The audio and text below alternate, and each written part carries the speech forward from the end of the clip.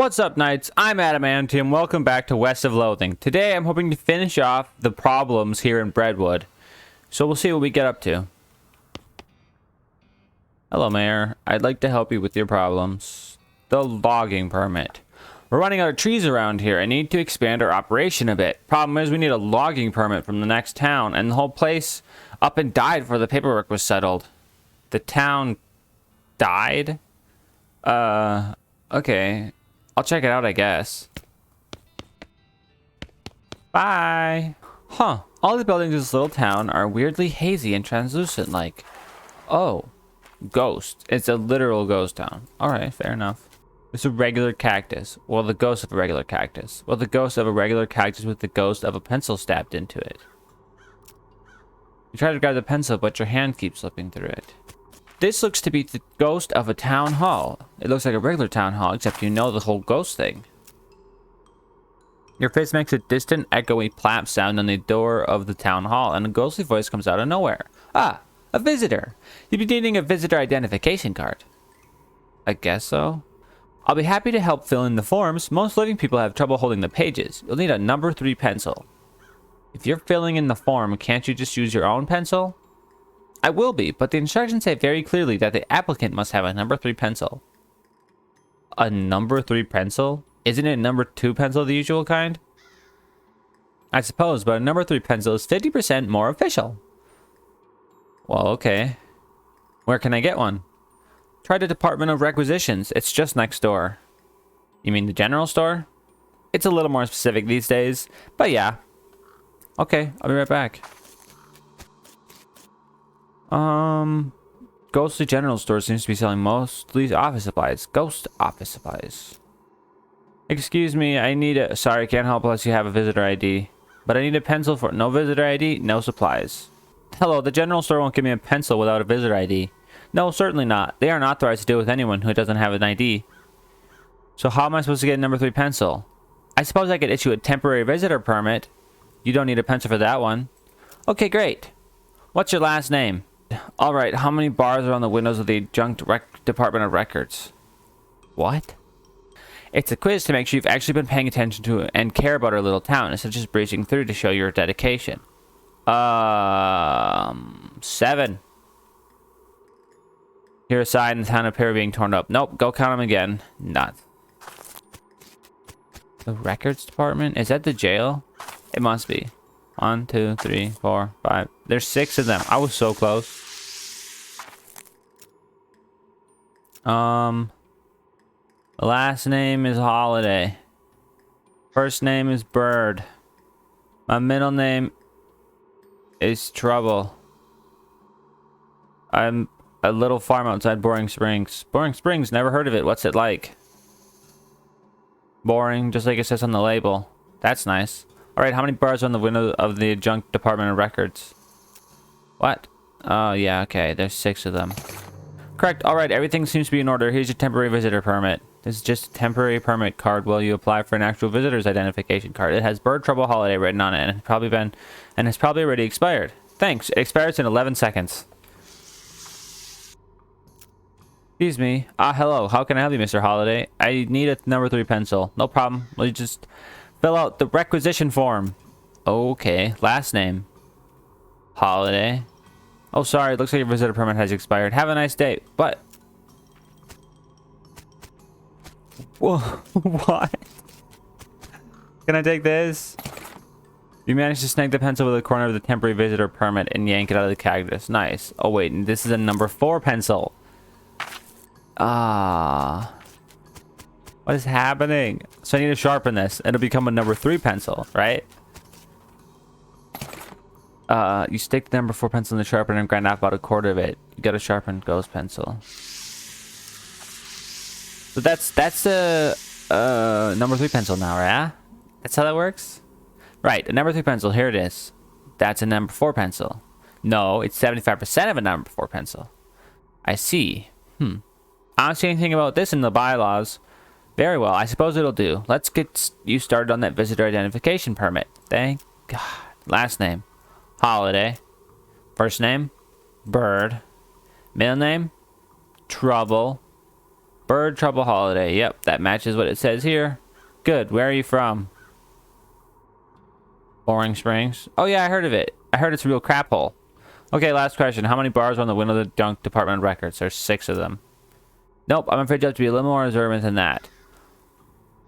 You hear paper. But it was 6 last time. I didn't ask the same question as last time. What? That's it. How many bars are in the windows of the adjunct department of records? Damn it. 1, 2, 3, 4, 5, 6, 7, 8, 9. Is there 10 now? Because of the door? You gotta be kidding me. 10. Correct. Alright, everything seems to be in order. Allow me to officially welcome you to the town of Ghostwood. Here's your visitor ID. Oh my gosh. Thank you. Say, was it always called Ghostwood or... Yeah, total coincidence. Huh. Can I go back in here now?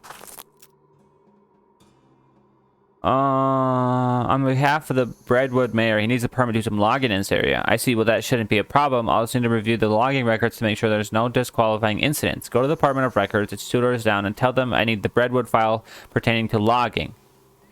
Is something wrong? Not yet. I'm just steeling myself in anticipation. Okay, Department of Records. Hello. Mr. Holiday, what is it? What can I do for you? I'm supposed to pick up a file on the town of Breadwood. Oh, you want the Department of Records. That's next door. This is the adjunct Department of Records. Ah, okay, thanks.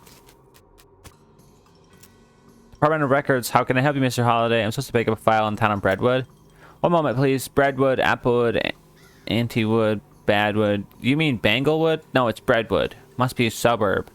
Beaverwood, Bestwood, Bitterwood, Bloodwood. Ah, here it is. Breadwood. Which section did you need? Local gossip. Oh, this is pretty juicy. I'm afraid you'll need a full residency status before I can share it with you, though. Anything else? Obituaries? Oh, you mean ghost birth announcements? Here you go. I can't read this. It's just different sizes of O's. You don't read ghost? Anyway, what I actually need is logging records. That section has been downgraded from disuse. You'll need to pick it up from the adjunct Department of Records next door. Oh my gosh. Naturally. Bring it back here when you got it. I'll put it in the official inter-department document transfer folder for you. Is that really necessary? Absolutely. You can't transfer documents between departments with an inter-department without an inter-department document transfer folder. It's unthinkable. Fine, fine. Okay, so I need to go here and I need to get something. I need to pick up a file. Great, which file? Logging reports for the town of Breadwood. Alright, 1 second. Ah, here we are. But what's wrong? Well, these pages are loose and I can't give them to you like this. What if they blow away? I'm just taking them next door. They're giving me a document folder. It'll be fine. No. What if there's a freak gust of wind as soon as you leave here? It would be chaos. So, what do you propose? Well, fortunately, I happen to be the one person in town officially authorized to use a stapler. So will you staple them for me? I'd be glad to. But I don't have a stapler.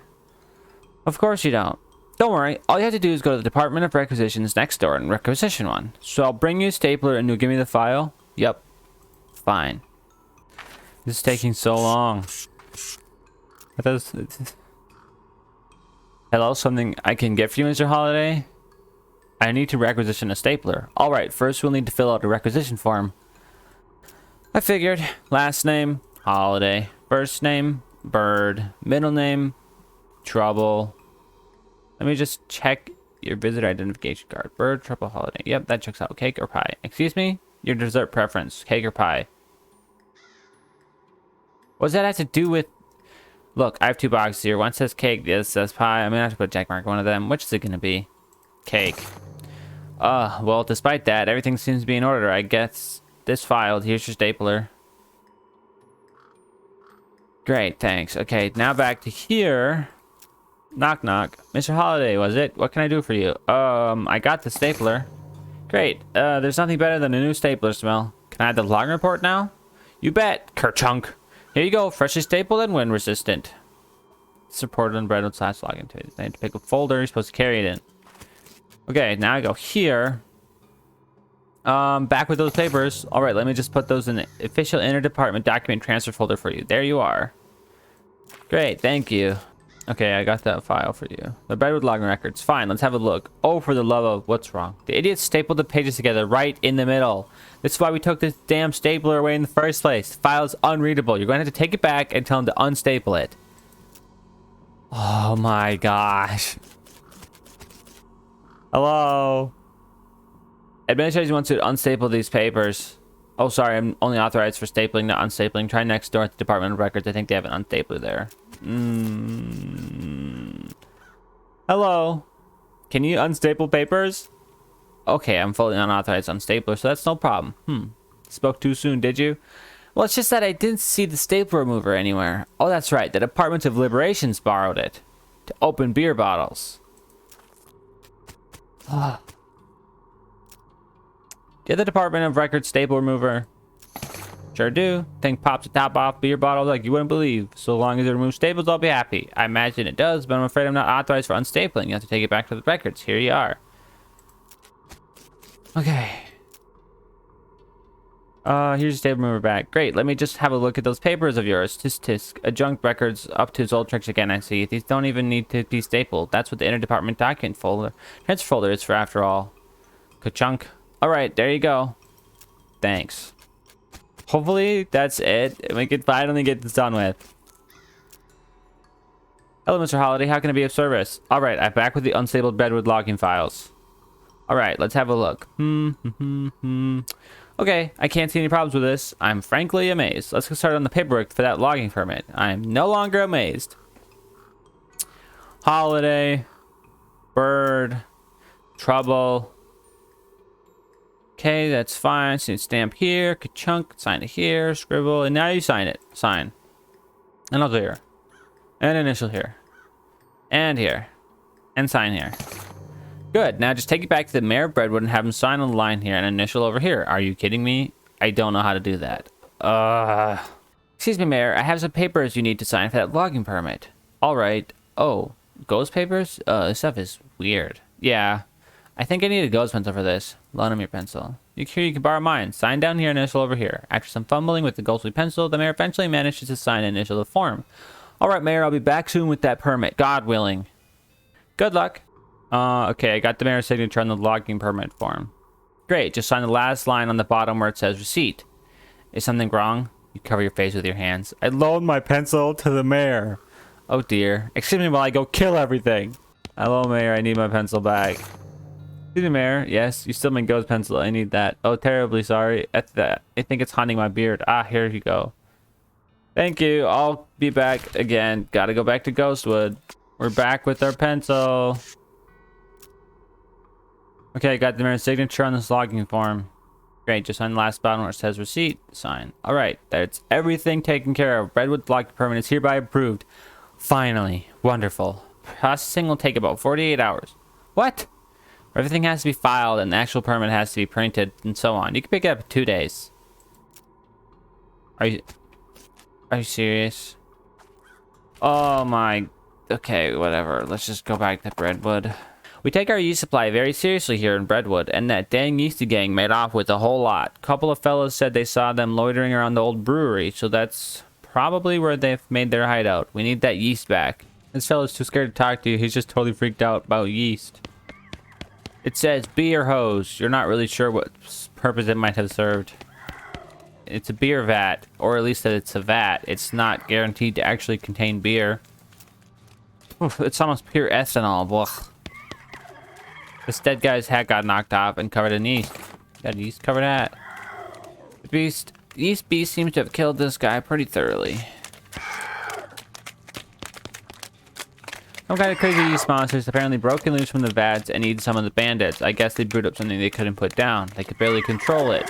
You'll have to hop to it if you want to prevail here. We're gonna throw up one of these. We're going to take this thing, we're going to cast here. And Gary is going to deal damage.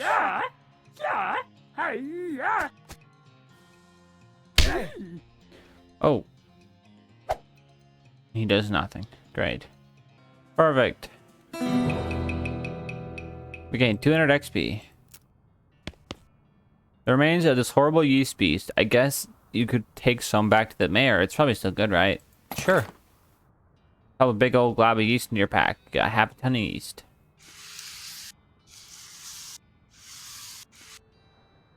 So, this whole yeast theft biz didn't seem to have gone well for you guys. Yeah, no, oh geez. Are you a bounty hunter? Relax, the mayor just wants his yeast back. He didn't say anything about hauling you in. Phew. Okay, well, the yeast is in that revolting pile. So what happened here? Well, we got bored of bread is all. I know a bit about brewing, and we figured if we came back with a couple kegs, nobody would mind so much that we stole the yeast. No offense, but it seems like you aren't that much of a brewer. Hey. Well, ideally, you wouldn't end up with a ravenous yeast monster. That wasn't my... Okay, well, I guess it was my fault, but I understand what happened. These vats are old, and we didn't clean them properly first because we were in a hurry. I think they were some frogs living in one of them, and you figured you could use the extra hops. Haha. If you're sure you've got it figured out, you could set up shop in Dirtwater. Oh. Yeah, it's turning into quite a little metropolis. I'd love to have my own place. Okay, I'll go check it out. Take your leave. Sup, Mayor? I'm back with some yeast. Any luck recovering our yeast from those bandits up at the old Schmaltz Brewery? Yep. Well done, that's quite a help. Thank you. Happy to help. Did you manage to get a line permit yet? Not yet. Alright, well, you've helped me with quite a bit, so I reckon I can set you up with what you need for that bridge. Thanks. The mayor glances at this problem posted on the wall.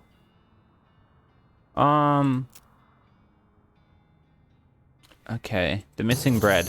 Baker boys cleaned out bank right out, and that's not a bit fabulous if you ask me. Fortunately, they haven't been too secretive with the location of their hideout. Can you get the bread back? I mean, the place is called Breadwood. We have to have some bread. Right, I'll get it back. Bakery has definitely seen butter days. Nothing on the shelves, nothing but inedible garbage. The big baker oven is long cold, more inedible garbage. No, it's garbage. It's also inedible. These teenagers seem dispirited and trying to drown their sorrows with big mugs of water. Maybe they misunderstood the idiom. Hey, you boys wouldn't know how to about some bread that went missing, would you? Ah, nuts. I told you we'd get in trouble, Billy. Shut up, Jerry. Way to just blab everything, dude. Calm down, you two. The mayor just wants his bread back. Hand it over and the trouble you're in will be minimal. It ain't that simple, mister. We sold that bread for meat to start up this bakery. Why? Because we wanted to make something of our lives. Everyone in Breadwood is just bums. Plus, like, everyone needs bread, right? So we figured we'd make it big. Okay, well, no problem. We take the mayor the bread you've made and call it even. Oh yeah, no problem. Except for the fact that we don't know a dang thing about making bread. It turns out all we ended up with is weird lumps. Ah, that ain't true, Billy. The last one we tried was almost right. Yeah, sure, that one was nearly edible, but we're practically out of ingredients. Maybe I can help. I might know someone who could help you out. Do you two know Louise Lathrop? No? Who's that? She might just be the solution to your problem. Let me head on over to where she lives and talk to her. Do you know somebody that's hiring a baker? Heck, even unpaid would be better than this if it comes with room and board. I just want to get out of here. I do happen to know of a bakery that needs some help. Really? That's wonderful. Oh, geez. I can't go like this, though. I'm filthy. Nobody would ever let me step foot into the kitchen looking like this. Do you have a bar of soap I can mooch off you? Sure, no problem. Oh, thank you. Thank you so much. You give her a bar of soap and direction to the bakery boy's bakery. And she says I'll have to find somewhere to take a bath for the job interview. Sure feels nice to help out. See Louise Lathrop busily baking bread. Billy Baker hops to his feet as you enter. Hey, thanks for sending Louise over. She knows a ton about baking. Yeah, we're going to be major league bakers with her around. No problem, fellas. Let me grab enough bread to settle things with the mayor and we'll call it square. All that ends well. I sure did. Thank goodness for that. Another missed payday would cause a riot for sure. Kind of goes ape as you get close to the old well. Climb down. Ooh, there's a thing here. Well, hello. It's lifeless. And I went somewhere else now. There are a bunch of paper cards on this table. Got El Vibrato punch cards. It says Hobuno Skatskum. There are no buttons, but there's a very thin slot underneath the screen. You insert a card into the slot. The machine screen springs into frenzied activity. You can't consciously make sense of what you're watching, but when it's over, you know that things didn't know before. So you learn the word El Vibrato word for construction and for legs wear.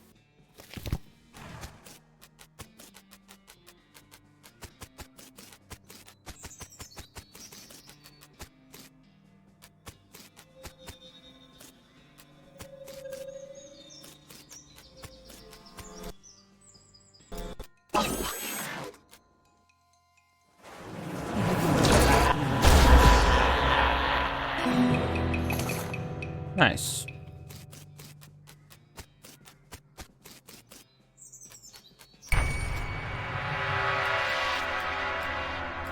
What in the world? When I went through it. It's switched on, but it has empty coffee. Monolith is dark. What in the world? Let's go to Shaggy Dog Cave.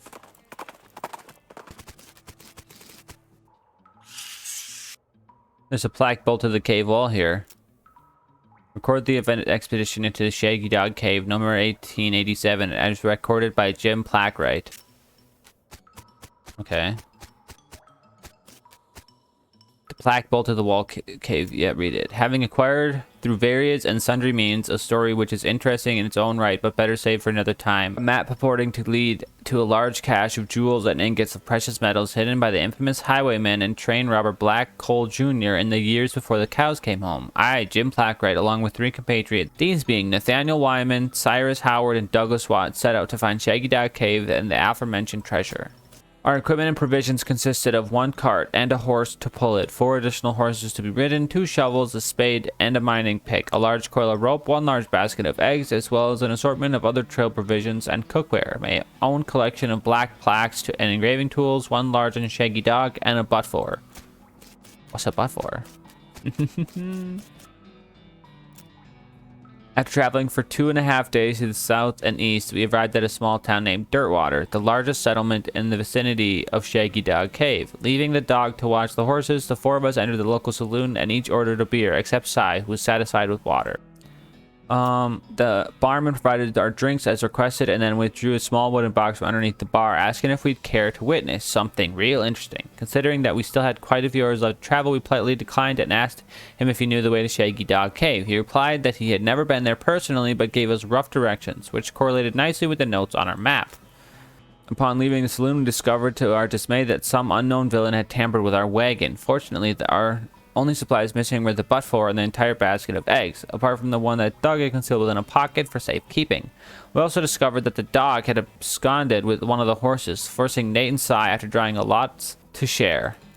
After acquiring a barrel of fresh water for the trip as well as a replacement Buttfor, we headed out to the open desert. The sun shone down mercilessly upon us, though we took small solace in the fact that it would have been far more intolerable had we made this expedition in the summer months rather than in November. In order to pass time on the trip and resist becoming dazed from the heat and susceptible to desert mirages, we exchanged stories of our youth, which I will not be retelling here for the reasons of length. However, I will relate to the 3 odd occurrences that happened to us during our trek through the desert. The first was 2 or 3 hours out of Dirtwater when Nate noticed a glint of sunlight upon a metallic object partially buried in the sand. This was revealed to be a brass oil lamp of foreign design, a manufacture which fortuitously still contained a quantity of oil. Deciding this might come in handy, we stashed it in the wagon with our other tools. Our next encounter was with a nomadic goblin tribesman who we discovered spoke excellent English. It inquired as to our destination, and we replied that we were looking for Shaggy Dog Cave, though we did not disclose the reason for our journey. The goblin confirmed that we were heading on the correct course and mentioned that he only had a short time earlier witnessed a large and shaggy dog riding a horse in the same direction. We all agreed that this was an unusual sight indeed and continued on our way. Sometime later, we encountered a large adobe hut occupied by 2 identical-seeming old men with wild hair and long white beards. They invited us to take shelter from the heat, which we gratefully accepted, and introduced themselves as hermits. This struck me as peculiar, given that there were 2 of them, but I felt it would be rude to question them on that point. One of the hermits confirmed that we were near Shaggy Dog Cave, and the other hermit confirmed that what his brother said was true. They also commented that they had seen a large and shaggy dog riding a horse in that direction. We all agreed that this was an unusual sight indeed. The hermits refreshed our water supply in exchange for our Buttfor, and we continued on our way, excited to finally be nearing our goal. After 2 more hours, we finally arrived at Shaggy Dog Cave, carefully keeping our excitement in check lest we become incautious. We unloaded our equipment and supplies from the wagon and took a brief respite in the cool shade of the cave entrance. To celebrate our arrival, Doug unpocketed and shared the egg he had saved from our basket that had been stolen in Dirtwater. Once we were rested, we decided the time had come to explore the cave. Discovering that we had neglected to pack torches, lanterns, or any other light source which will illuminate the cave, we declared that it was indeed fortuitous that Nate had discovered this antique oil lamp during our travels. He gave the brass a quick shine and then lit the wick, and we were relieved to discover that it lit easily and provided a very adequate amount of light. As we headed into the cave, we were further encouraged by the fact that the floor was quite even and easy to traverse, and there was no side passages that might cause us to become lost. Despite this, I resolved to hang a number of plaques to mark our progress through the cave and engrave them with the tale of our journey, such that the others who discovered the cave after us might be entertained and edified by our story.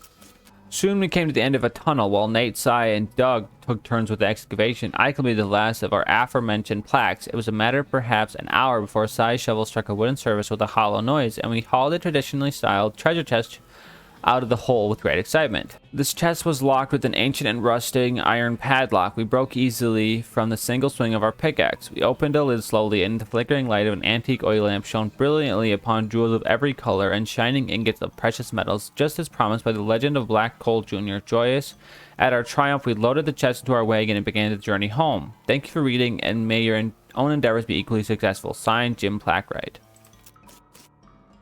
What? That's the whole cave? Are you serious?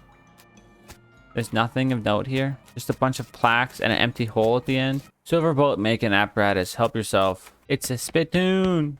The twin better silvers himself than a bachelor or a half-wit guy with a half-wit spouse. This bookshelf contains like 90 copies of Johnny Tremaine. There's something weird about it, though. It's too neatly organized, like this guy was hiding something. Tucked behind one of the books, you find a small envelope filled with receipts. About half of them are from a shop called the Silver Platter. He was crooked. The silversmith was selling cheap fakes. Oh well, he's gone now, and so are most of his customers. No sense stirring up trouble at this point. A spittoon. At least it looks like a spittoon, but it's next to the bed. It might actually be a bedpan. Investigate it. What, really? I mean, if it's just a spittoon, that's bad enough, but it might be a bedpan, and that would be way worse. Investigate it. I feel like you aren't getting what I'm saying. We're talking about an object that someone probably uses when they wake up in the middle of the night and can't be bothered to walk to the outhouse. And the best you can hope for is maybe they only use it for and spit nighttime tobacco juice into it, in which case it's only full of rancid, congealing tobacco spit. I'm investigating it. Are you even listening to me, or are you just sort of skimming past the text? Bedpan. I'm pretty sure there's treasure in there, and you aren't stopping me. Bedpan. Shut up. I'm investigating it. Okay, fine. Have it your way. Your own filthy, disgusting way. It turns out probably not be a bedpan, but definitely a spittoon. It's definitely filled with rotting brown tobacco spit. Fish around in it. What is wrong with you? Bite me. Oh, good God. Okay, you plunge your hand and up to the wrist. It makes a gloop noise and breaks the thin skin of congealing toxins that was previously keeping the drier smell in relative check. Now you're choking on a miasma of oily, bitter cha stink. You know that feeling when you get when you're about to puke, how you get that taste way back in the rear corners of your mouth, that metallic tang by the root of your tongue, like you're sucking on a corroded old penny? Just tell me what I found already. Found a filthy, slime-covered old brooch. Are you happy? I bet you're going to put it on without even washing it first. Maybe I will, so there. Howdy, what can I do for you? Well, do you have a menu? A menu? What are you talking about? Isn't this a walk-up style restaurant? What? No, I'm a silver plater. I plate things with silver, you know? Oh, I thought your sign was... Never mind. The man grins, feeling a full set of silver-plated teeth. So you need something plated? What are my options? He looks you up and down. Well, silver plating anything costs at least 500 meat, and you don't look like a fellow who has that kind of meat. Kind of resent that, but also you're right. I'll come back when I'm wealthier. That's what I'm going to call this video. I really hope you guys enjoyed, and I would love to see you back in the next video. And always remember to wear your adamantium armor.